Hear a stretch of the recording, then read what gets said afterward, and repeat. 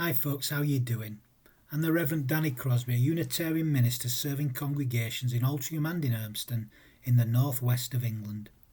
I do hope you're finding the love and that you're witnessing the blessings that are there in life in these troubling and difficult times. It's hard, my friends, I know, but we're all in this together. So I'm offering these devotions as my little bit of hope, doing what I can, playing my role, being a part of the solution. These devotions are offered as a balm for the heart, for the mind, for the spirit, and for the soul. And the title for today's reflection is 4 Funerals and a Wedding, Circles of Inclusion. So I invite us just to still ourselves together now, in silence.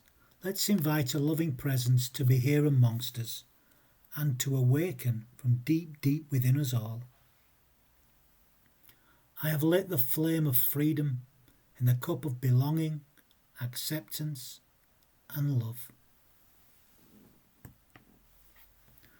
We join together in our physical separation, but united in our devotion to life and to love. Help us to sing for joy like the birds each morning sing their faith in being alive and being here. May we know the deep connections that sustain us, the roots that hold us so close and nurture us beneath the surface of our lives. May we be unafraid to explore the depths of being, those many layers of life. May we remember that we are deeply connected in heart, in mind, in spirit and in soul. May we be open to all this day offers and all this day brings, to all that life offers, and may we offer our all to life. May our very frail, finite human being become a vessel for love this day and in all the days to come. Amen.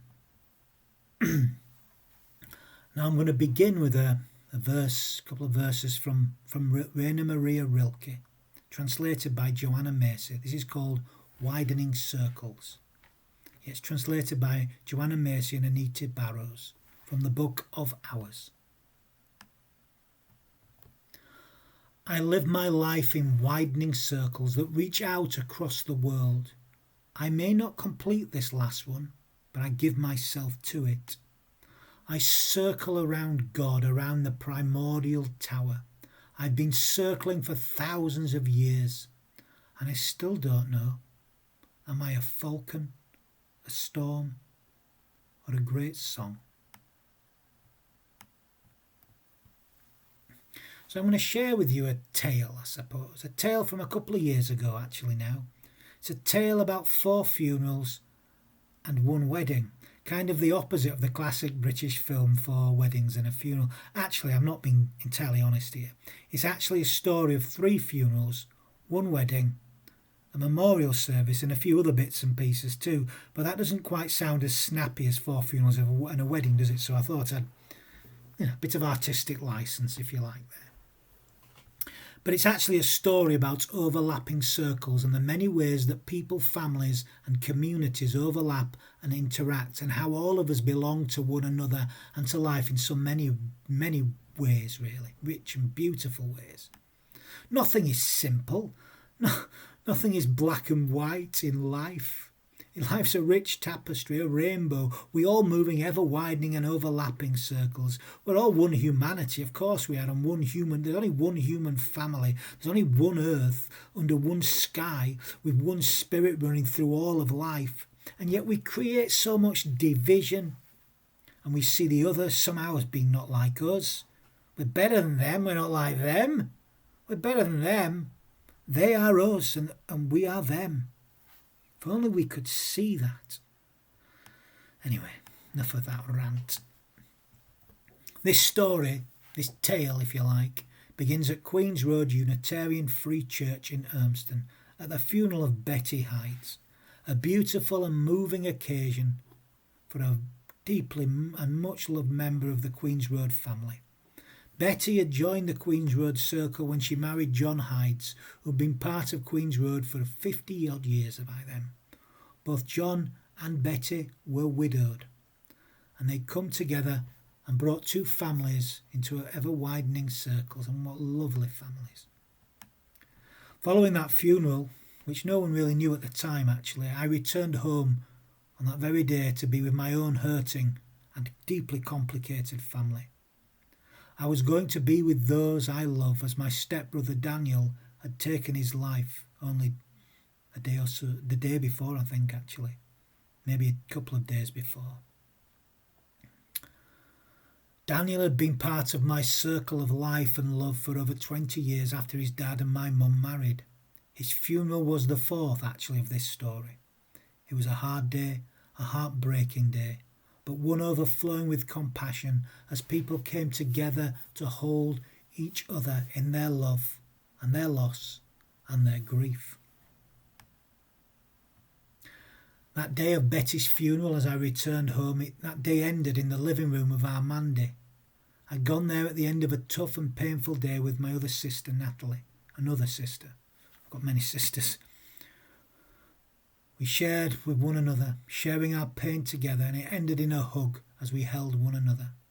Now, our Natalie is my half-sister. She has the same mum, but a different dad to me. Our Mandy is our Natalie's half-sister too, but she shares the same father as her and a different mum to our Natalie. So Mandy was my stepsister for many years, at least legally so, but she isn't anymore because my mum's not married to her dad anymore, just to complicate things further. Are you still with me? But it doesn't matter because the truth is she's my sister and we've been together since I was 3 years old. We share a deep love for one another and hold one another in the same circle of compassion. Our wider families are complicated and they are deeply fragmented. But the circle of love that we share, that we are a part of, is very strong. Now the second funeral of this tale was for a man known as Dave. A man known as Dave the hairdresser actually, to so many of his friends. We shared many of these friends together actually. It was a funeral I knew was coming for several months before Dave died actually, and I had spent a lot of time with him over the previous 12 months actually, preparing the service as he wanted it. I had known Dave for over 15 years. He was my first sponsor in recovery actually, and helped me in some of the darkest days of my life. We had a complex relationship. There was a time we did not speak as he'd hurt me and let me down actually. There was a time I hated him if I'm honest. There was a time we did not speak. That said, for many years though, we'd made our peace for many, many years. And it was a beautiful experience learning about his whole life, creating that service and leading it and sharing it with the many people he loved and who loved him. As I led his coffin into Manchester Crematorium, emotion and fear hit me hard. So I did as I always do. I prayed for some of that invisible help that runs through all of life and that I believe is at the core of all of life and my life too. And as I often like to say, I did my job. I did what I was there to do, and I did my job well actually. The reception afterwards was moving too as I mixed with the many different circles of people who knew Dave, his family, his old friends, his recovery community and his spiritual community. He was deeply connected to a local spiritualist church and believed in such things quite passionately. It was interesting talking to them. As I walked away from the reception though, I became overcome with exhaustion and emotion. It just hit me at the end of the day. Thankfully Sue was with me and I went back to her home. It had been a deeply difficult and emotional time, deeply, deeply draining in so many ways. Towards the end of the week, the exhaustion really hit me. On the Friday night, I spent time in another one of Sue's circles, mainly a women's circle. And this Friday night was a kind of dancing circle, a kind of spiritual healing that you do through dance. I'd been once before and I quite enjoyed it the first time, but this time I struggled. It was nothing to do with the occasion at all, I can't blame that. It was purely me. I was exhausted. I was emotionally, mentally, physically and spiritually gone. Exhausted, just gone. I hit a rock bottom that evening. In fact, in the middle of the evening, I physically laid down in a heap on the ground. I surrendered to the ground of all being. I surrendered to that spirit at the core of all life. I'd kept going in those recent weeks, and my body just said, no more. I've been there before, you know. I knew it would be okay. I knew this was a turning point, so I just surrendered. I acquiesced. I no longer fought. I accepted what was happening. There was no more struggle, no more fight. I surrendered. Sometimes that's all you got to do, you know. All you got to do is surrender. Yeah, no more struggle. Over the previous weeks, I'd kept going through my duties and through my family's pain. And the week even of the General Assembly meetings, which I had some important work to do at, I fulfilled my duties. And I'd wanted to do that, and I needed to do that actually. Although the congregations I served would have been quite happy with me taking time off. In fact, they encouraged me to do so. And I'm grateful that they did. But I needed to do what I needed to do. I needed to do my job. And I'm glad I did. I received a great deal of love and support from the many circles of love and community I move in and through. Just incredible, actually. I received some beautiful gifts in the post too, two of which really stood out. A beautiful card from the folk from Duckingfield Old Chapel. I love those people. And a beautiful prayer shawl from the folk from the Octagon Chapel in Norwich. People I don't know that well. I know one or two, but not many. It was gorgeous. Really beautiful. And so many other beautiful gifts of love filled my heart and filled my soul. But the story continues. The very next day, after the collapse in a heap on the ground, I conducted a wedding for a couple of me who attended Dunham Road occasionally over the years. The groom Jeff has been part of the Living the Questions circle for several years there. And the bride Megan is also a part of another circle of mine, the one that I grew up in, as she comes from the village of Birstall in West Yorkshire, the same village that Joseph Priestley was from, one of the key figures of my chosen Unitarian faith's history, actually. So some deep connections there.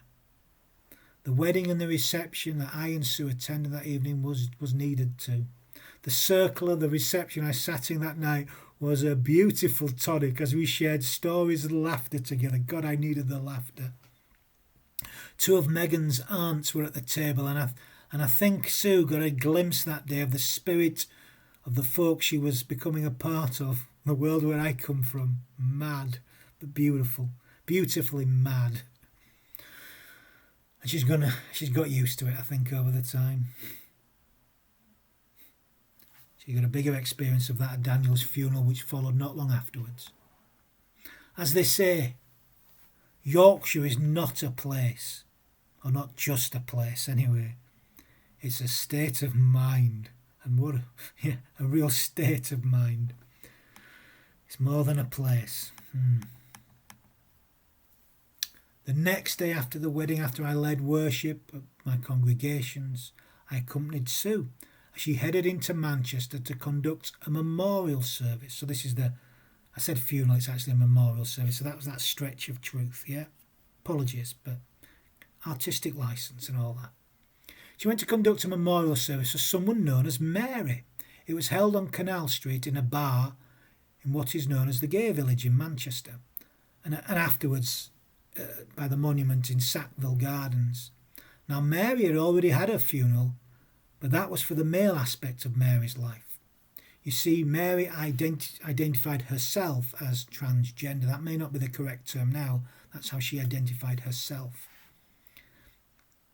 And the service was to mark this aspect, what she considered the female aspect of her life. It was a deeply moving service as people spoke of her life, of this circle of her life, and the impact she had made on so many other lives. I even bumped into a couple of friends there that I sang in a choir with. It was interesting. People I've known from other circles that I've moved in the past, how these overlap constantly. I can't go anywhere, you know. This happens wherever I go because I move in so many circles and people seem to know me wherever I go. I can't hide anywhere, me. So if I ever get up to no good, I'll never get away with it.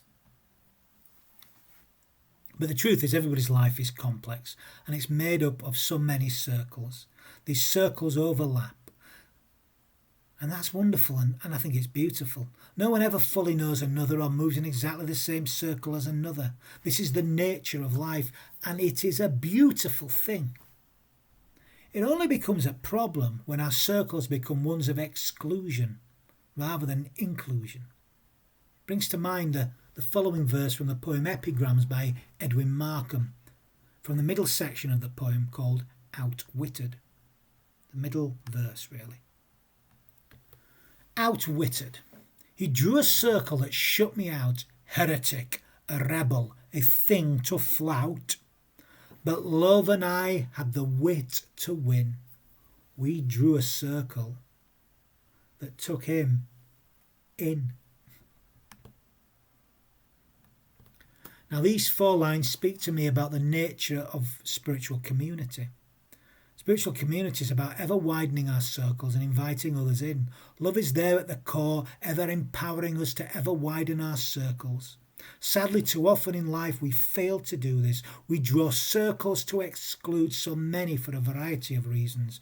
When we look at our own life, surely we will see our own personal circle, our family circle, our community circle, our political circle, our social circle moves ever onwards and outwards. Or it should.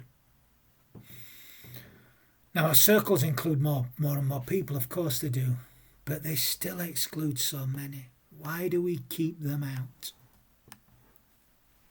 We see circles of exclusion everywhere. We see suspicion of others who we see as different to us. We see that growing, actually. Bothers me greatly. It can't be a good thing. It's happening within nations and it's happening between nations. It's happening within cultures and between cultures. It's happening within the faith traditions and between the faith traditions, as well as those who wish to see an end of all faith. They want to exclude too. It's happening within our own being too. I do wonder if we're expanding our circles of experience and understanding, or whether we're actually, in fact, retreating deeper into what we think we know. Are we opening up more? Or are we decreasing? Maybe both. Depends, doesn't it? So what can we do? Well, I believe we can do so much. Where does it begin? Well, I believe it begins in our own hearts and souls, in our own homes, in our own communities. We need to begin to expand our own circles.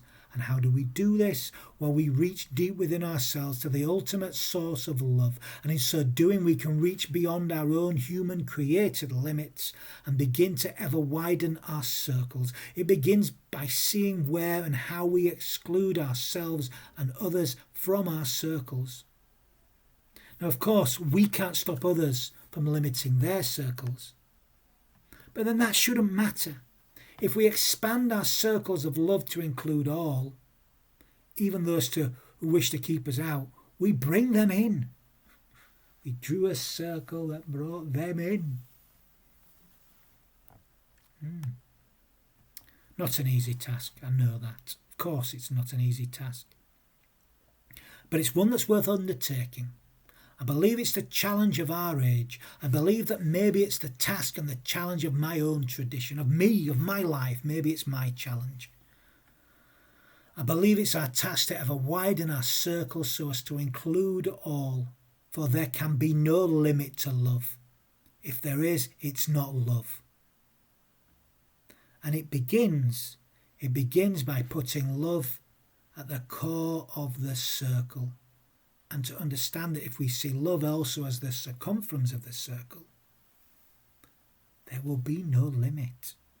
For no one can be excluded from love, For if they are excluded from love, it's not love, it's something else. For love is eternal, love is perfect, it knows no limits. It's the only perfect circle we can draw.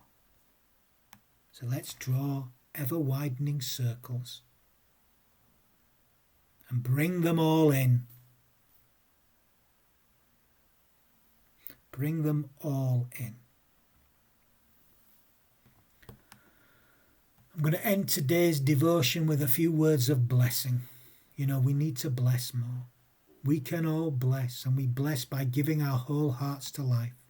So let's bless today. Let's begin today. Let's give our whole hearts to life. So I offer you these final words of blessing. May the Eternal bless you and protect you. May the Eternal smile on you and favour you. May the Eternal befriend and prosper you. And may we sing the song of the Eternal. And may we carry that song with us. And may we do so in all that we feel, in all that we think, in all that we say, in all that we do. Amen.